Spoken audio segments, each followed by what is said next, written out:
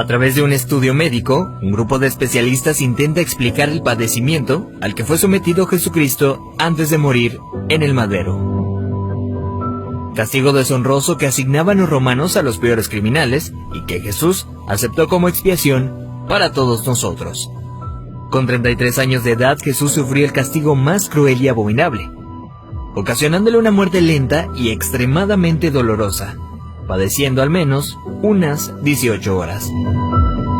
De acuerdo con el estudio, cuando Jesús suda sangre en el huerto de Getsemaní, descrito en el libro de Lucas 22:44, experimentó un suceso llamado hematidrosis, que normalmente se produce cuando hay un gran sufrimiento psicológico. En algunos casos, la ansiedad severa provoca la secreción de químicos que rompen los vasos capilares en las glándulas sudoríficas, emanando mezclas entre sudor y sangre.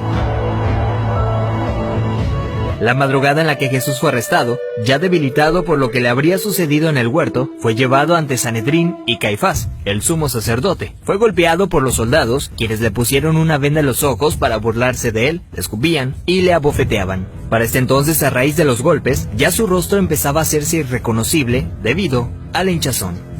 Los azotes que Cristo recibió de los romanos eran a causa de otro término terriblemente brutal. El látigo que utilizaban los soldados estaba compuesto por tiras de cuero trenzado con esferas de metal entretejidas. Cuando este impactaba contra la carne, provocaba severos moretones y contusiones, mismas que se abrían con los demás golpes. No contentos con esto, el artefacto con el que se flageló a Jesucristo también tenía pedazos de hueso afilado, provocando además cortadas profundas mientras lo golpeaban. De acuerdo con estudios realizados por historiadores forenses, con frecuencia, quienes eran flagelados con este tipo de látigos llegan a tener exposición de la espina dorsal debido al desgarramiento de la espalda, pues los golpes iban desde los hombros, pasando por la espalda y las piernas, hasta llegar a los muslos, produciendo que la carne del individuo cuelgue en forma de tiras. Mientras sucedía, en el interior de la persona, en este caso Jesucristo, se experimenta un dolor tan grande que debió llevarlo a una conmoción hipovolémica, es decir, que la persona a raíz de la gran pérdida de sangre sufre de taquicardia, pues el corazón acelera su ritmo intentando bombear una sangre que ya no existe, lo que a su vez conlleva una baja presión sanguínea, dando paso a la pérdida de la conciencia.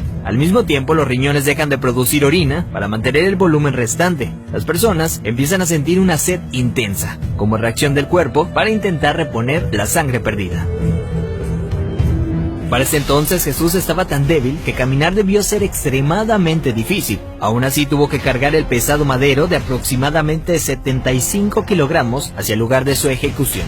Durante el trayecto nuestro Señor fue humillado, escupido, despreciado por la multitud hasta que se desplomó. Evento que sirvió para que un soldado romano le diera la orden a Simón que llevara el madero un tiempo por él.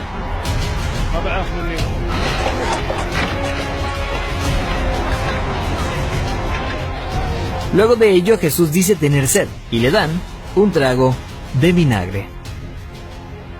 Los criminales condenados a esta pena eran amarrados. No obstante, a Jesús le clavaron de forma horizontal, con las manos abiertas. La viga llamada patíbulum aún no se había unido al madero, colocado de forma vertical permanente. Los clavos que se usaban para este hecho eran de entre 13 a 18 centímetros de largo, afilados en punta, con el objetivo de que éste atravesara el nervio mediano. Al romperse ese tendón y poner las muñecas clavadas, Jesús fue forzado a utilizar todos los músculos de su espalda desgarrada para poder respirar.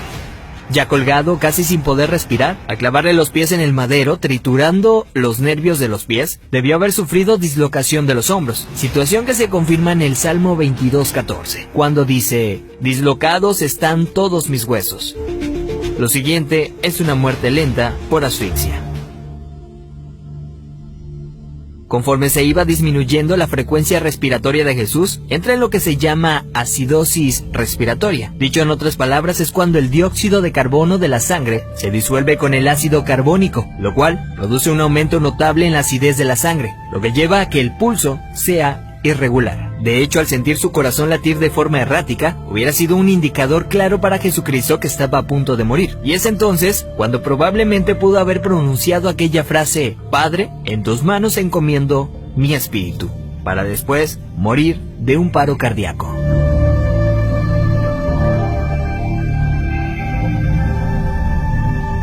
A diferencia de otros crucificados, los huesos de Jesús no fueron quebrados. Esto lo hacían para evitar que las personas que pasaban por esto subieran las piernas hacia arriba y con estas se ayudaran para poder respirar. Así, la muerte era rápida en cuestión de unos minutos. Sin embargo, Jesús no pasó por esto, y se sabe porque en registros romanos, hallados años después, soldados describen el hecho, confirmando lo que ya estaba predicho en el Antiguo Testamento acerca del Mesías, donde se menciona que ningún hueso será quebrado. Salmos 34:20. Según dichos registros, un soldado romano clavó en Jesús una lanza en el costado derecho para confirmar su deceso. La lanza penetró el corazón, por tanto cuando sacó la lanza, del orificio salió un fluido claro como el agua, seguido de un gran volumen de sangre, tal como lo describe el apóstol Juan en su Evangelio, testigo presencial de los hechos.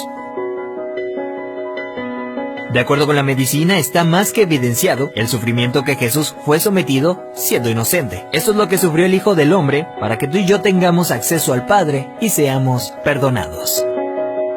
Veracidad News.